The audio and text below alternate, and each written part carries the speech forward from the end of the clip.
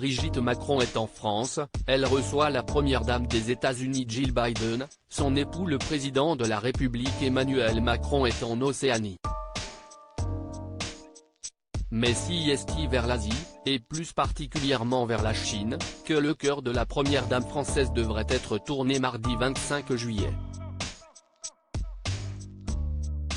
Cette date sonne en effet le départ définitif de Yuan Meng pour le pays de la Grande Muraille.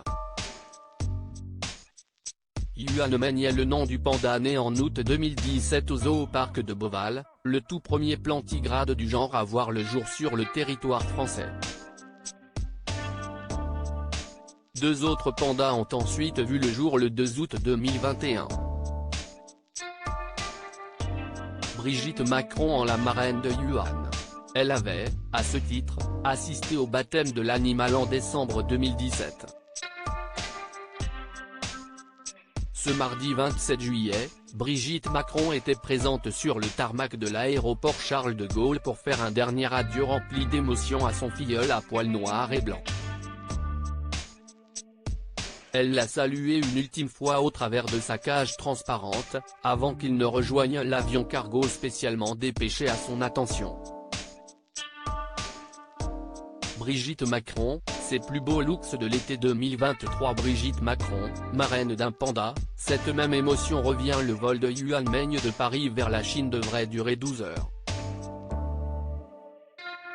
Le départ du panda était prévu de longue date et s'inscrit dans la politique de la diplomatie du panda mise en place depuis de nombreuses années. Le gouvernement communiste prête, pour un temps donné, des pandas à des zoos étrangers. Tous les pandas qui naissent de ces prés appartiennent à la Chine. Si est donc le cas de Yuan Meng. Brigitte Macron avait vu son filleul pour la dernière fois le 17 mai dernier.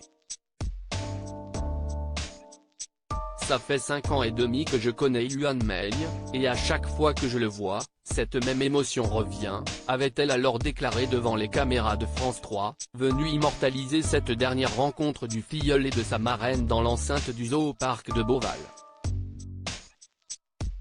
J'ai du mal à l'analyser. Il génère un sentiment de zénitude. On le regarde et on n'a pas envie d'être ailleurs. Mais pourquoi je ne sais pas. Une émotion que la première dame ne connaîtra désormais plus.